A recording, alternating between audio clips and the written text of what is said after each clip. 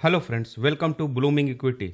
आज हम लोग best stock to study now के सीरीज में एक high growth small cap stock के बारे में डिस्कशन करेंगे। इसके बिजनेस फंडामेंटल और टेक्निकल और कौन कौन का स्टडी करेंगे और जानने की कोशिश करेंगे क्या ये सही समय है इस स्टॉक को स्टडी करने का। आज जिस स्टॉक के बारे में स्टडी कर रहे हैं उस स्टॉक का नाम है हरिओम पाइप इंडस्ट्रीज लिमिटेड। ये स्टॉक अपने 52 वीक हाई से 34% डाउन होकर ट्रेड कर रहा है। अभी तक आपने इस चैनल को सब्सक्राइब नहीं किया है तो इस चैनल को जरूर सब्सक्राइब कर लेंगे। आगे बढ़ने से पहले मैं डिस्क्लेमर देना चाहता हूं कि ये कंटेंट सिर्फ और सिर्फ एजुकेशनल पर्पस के लिए और इसमें मेरी कोई भी इन्वेस्टमेंट एडवाइस नहीं है। हरिओम पाइप लिमिटेड ये हाई क्वालिटी स्टील प्रोडक्ट्स बनाती है। इनकी सारे मैन्युफैक्चरिंग फैसिलिटी साउथर्न इंडिया में है और लगभग इनका जो फैसिलिटी है 115 एकर्स ऑफ प्लांट्स में फैला हुआ है और इनके पास फ्यूचर एक्सपेंशन और ग्रोथ के लिए 65 एकर्स ऑफ लैंड अभी भी अवेलेबल है। तो मतलब इनके पास फ्यूचर ग्रोथ करने के लिए जो मेजर लैंड की रिक्वायरमेंट होती है वो इनके पास काफ़ी है। इनका स्ट्रॉन्ग प्रेजेंस है साउथर्न और वेस्टर्न पार्ट ऑफ इंडिया में।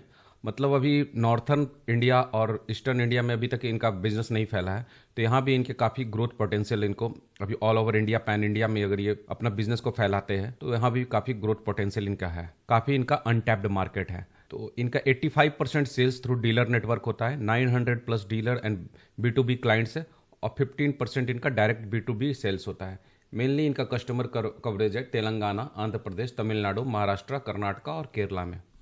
इनको ईयर ऑन ईयर आपको वैल्यू एडेड प्रोडक्ट्स में राइज देखने को मिल रहा है। जो फाइनेंशियल 2020 में था 160 करोड़ का था, वो नेक्स्ट ईयर बढ़ के 254 करोड़ का हुआ।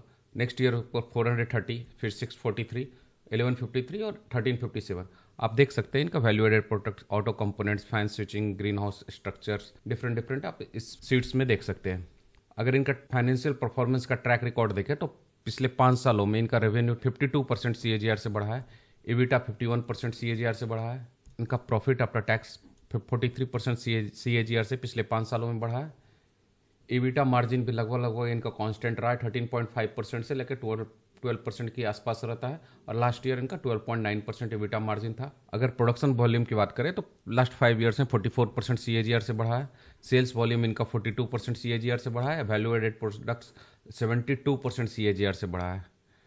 नेट टू डेप्ट टू इक्विटी की बात करें लास्ट ईयर इनका 0.6 था। नेट डेप्ट टू EBITDA की बात करें तो 2.0 है। इनके फंडामेंटल को देखते हैं तो मार्केट कैप 1454 करोड़ का है, तो काफ़ी छोटी सी स्मॉल कैप कंपनी है। करंट मार्केट प्राइस 470 रुपीज़ है और इनका 200 डे मूविंग एवरेज भी 471 है। तो मतलब 200 डे मूविंग एवरेज के आसपास ये ट्रेड करता हुआ हमें देखने को मिल रहा है। इनके 52 वीक हाई को देखें तो 712 रुपीज़ है, 52 वीक लो 301 रुपीज़ है। स्टॉक पे 21.4 है, बुक वैल्यू 185 रुपीज़ है, डिविडेंड यील्ड 0.13% है, ROC 14% का है, ROE 12% का देखने को मिल रहा है। डेप्ट टू इक्विटी की बात करें तो 0.7 डेप्ट टू इक्विटी है। प्रोमोटर होल्डिंग 57.3% है। प्रीवियस 12 मंथ का प्रॉफिट 61 करोड़ का है। एक भी शेयर इनका प्लेज नहीं है। पेग रेशियो की बात करें तो 0.8 पेग रेशियो है। All time high price 889 rupees है, all time low price 169 rupees है। 52 वीक हाई से 34% डाउन होकर ट्रेड कर रहा है और 52 वीक लो से 56% ऊपर ट्रेड करता हुआ हमें देखने को मिल रहा है। RSI की बात करें तो 41.9 इनका RSI है। इंडस्ट्री पी 24.1 है, तो इंडस्ट्री पी से भी नीचे ये ट्रेड करता हुआ हमें देखने को मिल रहा है। प्राइस टू बुक वैल्यू की बात करें तो 2.54 है। पिछले 3 साल का सेल्स ग्रोथ 55% रहा है। पिछले 3 साल का प्रॉफिट ग्रोथ 26.8% रहा है और पिछले 5 साल का सेल्स ग्रोथ 58.4% रहा है।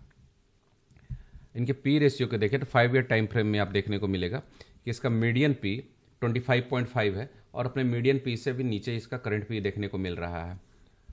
3 ईयर टाइम फ्रेम में भी देखें तो मीडियन पी 27.6 है और मीडियन पी से करंट पी इसका नीचे देखने को मिलेगा।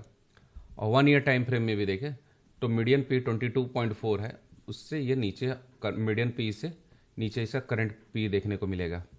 तो मतलब तीनों टाइम फ्रेम में 5 ईयर, 3 ईयर्स और 1 ईयर, तीनों टाइम फ्रेम में इस मीडियन पी से करंट वैल्यूएशन आपको नीचे देखने को मिलेगा। हालांकि इसको 5 ईयर्स हुए नहीं है लिस्टिंग हुए, लेकिन फिर भी ऑलमोस्ट 3.5 ईयर्स से हमारा टाइम फ्रेम ही था, तो 3.5 ईयर्स में भी ये मीडियन पी से नीचे हमें देखने को मिल रहा है। इनके क्वार्टरली रिजल्ट को देखते हैं तो जून 2025 को जून 2024 से कंपेयर करने पे जो पिछले साल सेम क्वार्टर में 343 करोड़ का सेल्स था वो बढ़ के 461 करोड़ हुआ। ऑपरेटिंग प्रॉफिट 45 करोड़ से बढ़ के 58 करोड़ का हुआ। ऑपरेटिंग प्रॉफिट मार्जिन में डिप देखने को मिला, 13% से डिप होकर 12% हो गया। प्रॉफिट बिफोर टैक्स 23 करोड़ का था, वो बढ़ के 32 करोड़ का हुआ और नेट प्रॉफिट 18 करोड़ से बढ़ के 24 करोड़ का हो चुका है। इनके ईयरली स्टेटमेंट को देखें तो मार्च 2017 में जो 87 करोड़ का मात्र सेल्स कंपनी कर रही थी, वो ट्रेलिंग 12 मंथ में 1475 करोड़ का सेल्स है। तो काफ़ी अच्छा ग्रोथ हमें सेल्स में देखने को मिल रहा है। ऑपरेटिंग प्रॉफिट भी 7 करोड़ का था, वो नेक्स्ट ईयर 15 करोड़ का हुआ, वो बढ़ के 188 करोड़ का हो चुका है। और ईयर ऑन ईयर भी आपको ग्रोथ देखने को मिलेगा। मार्च 2025 में 175 करोड़ का था और बढ़ के ट्रेलिंग 12 मंथ में 188 करोड़ का हो चुका है। नेट प्रॉफिट भी जो 2 करोड़ का था 6 करोड़ का बढ़ के 68 करोड़ का ट्रेलिंग 12 मंथ में हो चुका है। तो top line and bottom line दोनों में हमें काफ़ी अच्छा ग्रोथ देखने को मिल रहा है। कंपाउंडेड सेल्स ग्रोथ की बात करें तो 5 ईयर टाइम फ्रेम में 58%, 3 ईयर्स में 55%, ट्रेलिंग 12 मंथ में 17% है। कंपाउंडेड प्रॉफिट ग्रोथ की बात करें तो 5 ईयर्स में 51%, 3 ईयर्स में 27% और ट्रेलिंग 12 मंथ में 51% का है। स्टॉक प्राइस CAGR की बात तो 3 ईयर्स में 19% का इसने रिटर्न दिया है स्टॉक में, और 1 ईयर में 31% का निगेटिव रिटर्न हमें देखने को मिल रहा है। सेल्स में ग्रोथ देखने को मिल रहा है, प्रॉफिट में भी ग्रोथ देखने को हमें मिल रहा है, लेकिन स्टॉक प्राइस में काफ़ी इसका वैल्यूएशन नीचे आ चुका है। स्टॉक प्राइस में भी काफ़ी करेक्शन हमें देखने को मिल रहा है। ROE की बात करें तो 5 ईयर्स में 16%, 3 ईयर्स में 14% और लास्ट ईयर 12% का ROE इस कंपनी ने जनरेट किया है। इनके रिजर्व्स को बात करें तो रिजर्व्स 10 करोड़ से बढ़ता हुआ आप देख सकते हैं 542 करोड़ का मार्च 2025 में हो चुका है। हालांकि इनके पास बोरिंग काफ़ी है 401 करोड़, लेकिन फिर भी रिजर्व्स के सामने बोरिंग कम ही देखने को मिलेगा। एक स्मॉल कैप कंपनी है, एक हाई ग्रोथ कंपनी है, तो स्टार्टिंग बिजनेस में लोन लेके ही कंपनी अपने बिजनेस को एक्सपैंड करती है। तो ये लोन्स हमको नेगेटिव रूप में नहीं देखना चाहिए इस कंपनी में, क्योंकि इसका बिजनेस काफ़ी अच्छा ग्रो हो रहा है, प्रॉफिट में भी ग्रोथ देखने को मिल रहा है। इनके CWIP की बात करें तो 12 करोड़ का CWIP भी देखने को हमें मिल रहा है। इनके शेयर होल्डिंग पैटर्न को देखें तो 57.27% का प्रोमोटर के पास शेयर होल्डिंग है, और ये स्टेक अपना सेम पिछले क्वार्टर से इन्होंने सेम मेंटेन किया है। FIs ने अपने स्टेक को स्लाइटली इंक्रीज किया, 9.49% से इंक्रीज होकर 9.59% हो चुका है। DIs ने ऑलमोस्ट अपना स्टेक को सेम मेंटेन किया है, 0.22% का है। पब्लिक ने अपने स्टेक को स्लाइट से रिड्यूस किया, 33% से रिड्यूस होकर 32.93% हो चुका है। इनके फ्यूचर आउटलुक की बात करें तो इनके बेस्ड ऑन इनके लेटेस्ट कॉन कॉल मैंने इनके फ्यूचर आउटलुक को जानने की कोशिश की है। तो देखते हैं। मैनेजमेंट ने कॉन्फिडेंस दिखाया है अपने फाइनेंशियल 2026 का टारगेट को विद सस्टेन्ड मोमेंटम के साथ ही अचीव करने की बात कर रहे हैं। इनका फोकस एरिया वॉल्यूम ग्रोथ में रहने वाला है, जो कि 30% ईयर इन ईयर की बात कर रहे हैं, मार्जिन स्टेबिलिटी की बात कर रहे हैं, और ऑपरेशनल इफिशिएंसी, इनोवेशन और वैल्यू एडेड प्रोडक्ट्स पे ये काफ़ी फोकस कर रहे हैं। अपने कस्टमर बेस को काफ़ी एक्सपैंड कर रहे हैं, स्पेशली इन OEM और रिन्यूएबल एनर्जी सेक्टर्स में। और इनका जो सोलर स्ट्रक्चर मैन्युफैक्चरिंग स्टार्ट हो रहा है, ये न्यू रेवेन्यू स्ट्रीम को जनरेट करेगा। इनका सस्टेनेबिलिटी फुटप्रिंट को इन्हांस करने के लिए इन्होंने ग्रीन स्टील इनिशिएटिव और ग्रीन स्टील कमेटी की फॉर्मेशन किया है। इनके फ्यूचर रेवेन्यू ग्रोथ की बात करें तो फाइनेंशियल 2026 में इन्होंने वॉल्यूम ग्रोथ का गाइडेंस 30% ईयर ऑन ईयर का दिया है। ये 30 to 35% का अगले 2 साल के लिए भी कंटिन्यू रहने की उम्मीद कर रही है। और Q1 का फाइनेंशियल 2026 का सेल्स ग्रोथ में 35% ईयर ऑन ईयर हमें देखने को मिला। Revenue from operations 34% year on year growth देखने को मिला। इनका फ्यूचर ग्रोथ ड्राइवर्स की बात करें, OEM के साथ टाई अप कर रहे हैं और इंजीनियरिंग प्रोडक्ट का इनका डिमांड काफ़ी है। सोलर स्ट्रक्चर और रिन्यूएबल सेगमेंट भी इनके रेवेन्यू ग्रोथ में कंट्रीब्यूट करेगा। और इंक्रीजिंग ये B2B शेयर्स को अपने इंक्रीज कर रहे हैं, जो 75 करोड़ Q1 में था, और ये एक स्टडी ग्रोथ का एक्सपेक्टेशन इसमें भी कर रही है। और ये स्ट्रॉन्ग डोमेस्टिक डिमांड की उम्मीद कर रहे हैं, और डाइवर्सिफाइड इनका प्रोडक्ट मिक्स भी है, जिसके कारण रेवेन्यू ग्रोथ में ये कंट्रीब्यूट करेगा। इनके फ्यूचर प्रॉफिट ग्रोथ की बात करें तो Q1 का इनका प्रॉफिट रहा 35% ईयर ऑन ईयर ग्रोथ देखने को मिला, और profit after tax margin at 5.1%। EBITDA इनका 29% ईयर इन ईयर ग्रोथ देखने को मिला, और मार्जिन 12.49% रहा। गोइंग फॉरवर्ड ये EBITDA पर टन एक्सपेक्ट कर रहे हैं 7,000 से 7,500 रुपीज़ रहने का।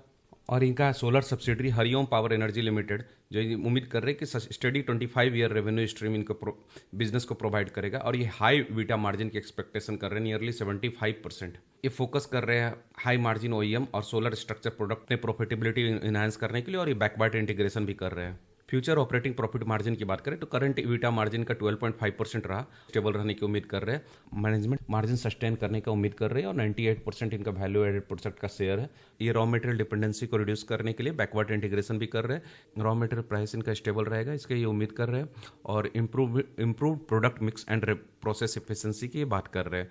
और सोलर प्रोजेक्ट इनका एक इंक्रीमेंटल और प्रेडिक्टेबल ऑपरेटिंग प्रॉफिट मार्जिन को इंप्रूवमेंट करने में फाइनेंशियल 2027 से भी ये उम्मीद कर रहे हैं। तो फ्यूचर में भी इनका मार्जिन इंप्रूवमेंट का चांसेस है। ओवरऑल समरीज की बात करें तो volume growth 35% year on year quarter one में इंक्रीज देखने को मिला और फ्यूचर आउटलुक भी इनका 30% CAGR की बात कर रहे हैं। Revenue growth 34% year on year quarter one में देखने को मिला और फ्यूचर आउटलुक भी इनका स्ट्रॉन्ग है, ड्रिवन बाय OEM और सोलर प्रोजेक्ट्स के कारण। इबिटा मार्जिन क्वार्टर वन का 12.5% रहा और ये स्टेबल इसी की उम्मीद कर रहे हैं। फ्यूचर में भी 12 to 13% रहने की उम्मीद कर रहे हैं। क्वार्टर वन में प्रॉफिट आफ्टर टैक्स ग्रोथ भी 35% ईयर ऑन ईयर देखने को मिला और ये सस्टेन डबल डिजिट ग्रोथ की भी फ्यूचर में आउटलुक ये दे रहे हैं। ऑपरेटिंग प्रॉफिट मार्जिन लगभग 12.5% का रहा और ये स्टेबल रहने की उम्मीद ये फ्यूचर में भी कर रहे हैं। तो आगे इनका फ्यूचर काफ़ी स्ट्रॉन्ग हमें देखने को मिल रहा है। मैनेजमेंट जो अपने फोरकास्ट कर रही है, इनका टेक्निकल एनालिसिस करते हैं। अभी करंट प्राइस 52 वीक हाई से 34% डाउन होकर ट्रेड कर रहा है और बहुत ही सुंदर सा एक कप एंड हैंडल पैटर्न का फॉर्मेशन कर रहा है। आप देख सकते हैं कि ये इसका नेक लाइन हुआ और इस नेक लाइन पे यहाँ पे इसने रेसिस्टेंस फेस किया, सेम लाइन पे यहाँ पे इसने रेसिस्टेंस फेस किया, यहाँ पे रेसिस्टेंस फेस किया, फिर सेम लाइन पे यहाँ पे रेसिस्टेंस फेस किया, फिर यहाँ पे ये ब्रेकआउट करके ऊपर चला गया और ब्रेकआउट का ब्रेकआउट जिस कैंडल से बनाया उसके हाई में इसने ग्रीन कैंडल से क्लोज भी किया, तब ब्रेकआउट भी हमारा कंफर्म हो गया। इसके बाद ओवरऑल मार्केट कंडीशन के कारण ये हमें नीचे जाता हुआ देखने को मिल रहा है और इसमें भी ये नीचे जाता हुआ बहुत सुंदर सा राउंडिंग बॉटम पैटर्न बना रहा है। और ये जो ऐसा जो पैटर्न बनता है ना, तो ये सिर्फ एक्यूमुलेशन होता है स्टॉक्स का, ये पूरा एक्यूमुलेट हो रहा है स्टॉक, ये बड़े प्लेयर्स इसको एक्यूमुलेट कर रहे हैं और यहाँ पर से ये ब्रेकआउट तो कर ही चुका है। अब ये बहुत अपना इसका technical target around 53% current price से हमें देखने को मिल रहा है। अगर इसका टेक्निकल टारगेट को जानना होता है तो कप एंड हैंडल पैटर्न का जो बॉटम बनाता है, बॉटम लाइन से इसका डेप्थ को मेजर किया जाता है और डेप्थ को मेजर करके हमें नेक लाइन के ऊपर प्लॉट करना होता है। नेक लाइन के ऊपर प्लॉट करने पे हमें टेक्निकल टारगेट देखने को मिलता है। इसका टेक्निकल टारगेट करंट प्राइस से 53% एवब देखने को हमें मिल रहा है और ये टेक्निकल टारगेट अपने 52 वीक हाई प्राइस से काफ़ी नीचे को देखने को मिल रहा है। तो मतलब जब भी किसी चार्ट पैटर्न का टेक्निकल टारगेट अपने 52 वीक हाई से नीचे देखने को मिलता है तो उसका सक्सेस होने का काफ़ी चांसेस काफ़ी ज़्यादा होता है। इसका तीनों टाइम फ्रेम में 5 ईयर, 3 ईयर्स एंड 1 ईयर में करंट वैल्यूएशन मीडियन पी से नीचे है। आगे मैनेजमेंट का फॉरकास्ट भी फ्यूचर ग्रोथ का काफ़ी स्ट्रांग है। ये हाई ग्रोथ बिजनेस है और आगे जैसे ही इंडिया ग्रो कर रहा है तो इसमें भी इसके वैल्यू एडेड प्रोडक्ट्स में भी काफ़ी ग्रोथ देखने को हमें आगे फ्यूचर में भी मिलेगा। तो ये बेस्ट टाइम होता है किसी भी स्टॉक को स्टडी करने का जब एक ब्यूटीफुल सा चार्ट पैटर्न बना रहा हो। आगे का फ्यूचर ग्रोथ भी काफ़ी स्ट्रांग है, वैल्यूएशन भी काफ़ी नीचे आ चुका है, तीनों टाइम फ्रेम से नीचे है। हालांकि इसमें मेरी कोई भी बाई सेल रिकमेंडेशन नहीं, ये चार्ट पैटर्न मैंने सिर्फ स्टडी पर्पस के लिए बताया हूँ। इसमें मैंने कोई भी आपको प्राइस टारगेट नहीं दे रहा हूँ, कोई भी मैंने टाइम फ्रेम नहीं दिखाया है। सिर्फ ये चार्ट सिर्फ आपको स्टडी पर्पस के लिए है। अगर ये वीडियो आप लोग को पसंद आया तो इस वीडियो को लाइक करेंगे, अपने दोस्तों को भी शेयर करेंगे और इस चैनल को सब्सक्राइब करना नहीं भूलेंगे।